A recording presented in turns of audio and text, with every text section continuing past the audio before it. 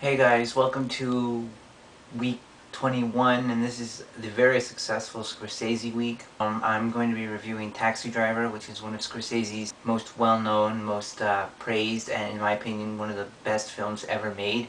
This is a story of Travis Bickle, played by Robert De Niro, who it's implied that he is a Vietnam War vet, and this takes place just a little bit after that in New York City, and he becomes a taxi driver to, for a job. He's really lost and lonely and just angry.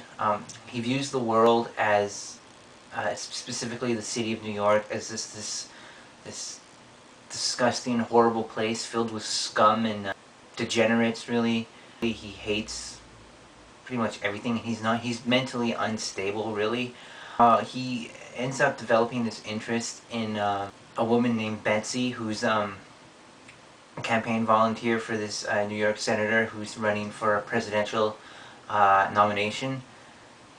And there's that relationship going on, and then Travis Bickle also meets Iris, I forget her last name, she's played by a young Jodie Foster in this film, and she's a prostitute working, and he kind of develops this relationship with her. Basically, he starts to try and save her from this world she's fallen into. This is one of the greatest films ever made, in my opinion. It may not sound like it through that synopsis, but first of all, to talk about is the performances. The three key performances that really stood out for me were Travis Bickle, played by, as I said, Robert De Niro, Betsy, played by Cybill Shepherd, and Iris, played by a young Jodie Foster. One of the things about this film is that I really stood out is the chemistry between these characters. Between Travis and Betsy, usually when it comes to chemistry, you're used to romantic characters getting along chemistry, but in this situation the characters at first get along, but eventually it doesn't really work out. And they don't spend a lot of time together in the overall movie when you think about it, but the time they do spend together, there is a strong amount of great acting on their part, and they work so well together. And then you have Jodie Foster with Robert De Niro, and again, that's another great chemistry and two great performances. Jodie Foster really plays this very innocently and very, she plays it as almost like an I don't care kind of character. Like, the way her life is, she doesn't give a crap, and she plays that really well. And then you have Travis, and on their own, both Cybill Shepherd and Jodie Foster are great. And then you have Robert De Niro as Travis, who gives a very, this is a very complicated performance because the character is deranged, and yet he's very calm and very subtle. He's not a loud, angry, nuts character. He keeps his thoughts in his head, and when he's driving his taxi, you get to hear those thoughts. His mannerisms and his demeanor, he's a very calm individual. Even when there's this famous, infamous "Are you talking to me?" scene, he's got his guns out and he's not yelling, he's not turning into some raving lunatic. He's still quite a reserved individual. And it's a subtle performance, and it's really, really great, in my opinion. This is, of course, directed by Martin Scorsese, who, in my opinion, is one of the greatest filmmakers of all time. And this is, of course, as I mentioned, one of his greatest films. What I love about his use of the camera and the use of editing and styling is that the way Travis sees his horrific, disgusting world is really captured well with the way Scorsese uses the camera, specifically the whole shot, reverse shot type of angles and the point of view shots. And as I mentioned before, the editing techniques that really do give a visual sense of capturing the distortion and unbalanced state of Travis's mind.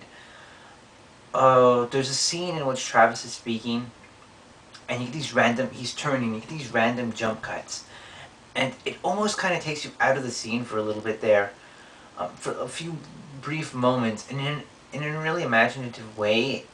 The way that scene is cut together, it really gets you inside his head and gives you a representation just how even and how distorted his mind is, as I mentioned before. One of the other things I like is the way Scorsese uses the point of view shot in slow motion, because of just how nuts he is, what he sees, how he sees the world. Yes, there's bad, but it's not necessarily, he just sees it as absolutely horrible.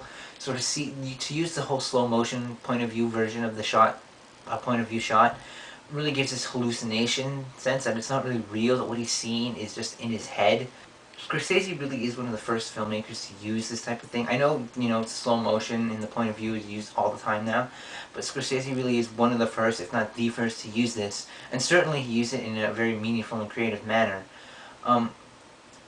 It's not like it'll start off with everything slow. He'll start off with a shot and things will slowly begin to slow down and speed up as the scene requests or wants. And this technique is really extremely effective, I found, in doing that. There's a lot of symbolism in the shots Scorsese uses. There's a scene where Travis is on the phone talking to Betsy, or it looks like he's talking to Betsy, and then it just randomly pans over to this empty hallway, and that really captures the emptiness of Travis's life, his mind.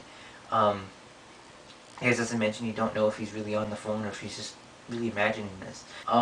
You have to really see it to understand it, but it's just really the fact that the whole camera use and the way the editing is done is really unstable, and the motion techniques of the camera really really reflect the unstable motions of Travis. The score is really simple. It has this jazz vibe to it. You already get to see, the pimps, the drug dealers, the criminals. But for some reason, this jazz type of score really just does. It doesn't make you filled with emotions. It just enhances them. It's really, really well done, and it really just complements the sleazy sort of look that the city is giving in this film. It really helps evoke emotion rather than create it. I love the main theme played. It's played by the sax, I do believe. I'm not some music genius, so I really wouldn't know. But it just pops up in the film every now and then, and it's so simple, but at the same time so strong for that. It's not one of the greatest scores ever, but it's a nice score, and it really suits the mood of the film very, very well. Okay, now I'm going to talk about one of the themes. The Joker, you guys are going to hate me, but the Joker in The Dark Knight talks about how if things go according to plan, even if the plan is horrifying, people don't panic. He compares that to like a gangbanger being shot, whereas with a mayor being shot, everyone loses their minds. And this theme is explored in Taxi Driver. Obviously, Taxi Driver came before The Dark Knight, but there's a scene in which Travis Bickle is going to assassinate the presidential candidate, or presidential nominee candidate. And he's fortunately a little too slow to pull the trigger. And then at the end of the film, and this is a spoiler, so please do not, please go to whatever time I'm going to put here to avoid spoilers of the end of the movie. Okay, now, at the end, he ends up saving Iris from, the life she's in by pretty much killing, as a vigilante, the pimps and everyone in her life that's not forcing her to do this, but really holding her into this life. And it's an interesting thing because he is portrayed as a hero in that sense, of rescuing a little girl from this horrible, horrible life, when in reality, that's not the case. Spoilers are done. So if you look at this context, in one situation, had Travis been fast enough to pull the trigger, he would have been deemed an assassin, a villain, a criminal. Whereas because of how things turned out, he wasn't able to, and he ended up going after much different characters. And instead, he is portrayed as a hero. And it's just a really interesting look at how people perceive what heroics and villainy are. If you go after the bad guys, then you must be a hero. But at the same time, this was not Travis's real intention. The fact that he is unstable just means that just so happened to be who he was after, who he managed to get, whereas earlier it would have been someone completely different. And it's interesting the fact that the media portrayed him as this hero. And I love how at the ending they kind of suggest that he's going to slip back into madness, and maybe this time it won't be the bad guys he goes after. It's just a really great look at that. Overall, Taxi Driver is a fantastic film. I really went into the technical aspects more than anything, really, but that's just because Taxi Driver really has a lot of that in there. It's a story about people falling into madness, and just it's an exploration of the state of the world and how it's pretty fucked up, and really questioning, you know, was Travis a hero or not? And I think it's an interesting film at that. This review is complete shit, but in all honesty, it is one of the best films I've ever seen. I highly, highly recommend it to everybody. That's really all I have to say. So thanks for watching, guys, and I'll see you guys next week, where I'm going to review The Color Purple. I've decided to finally review that. So, bye.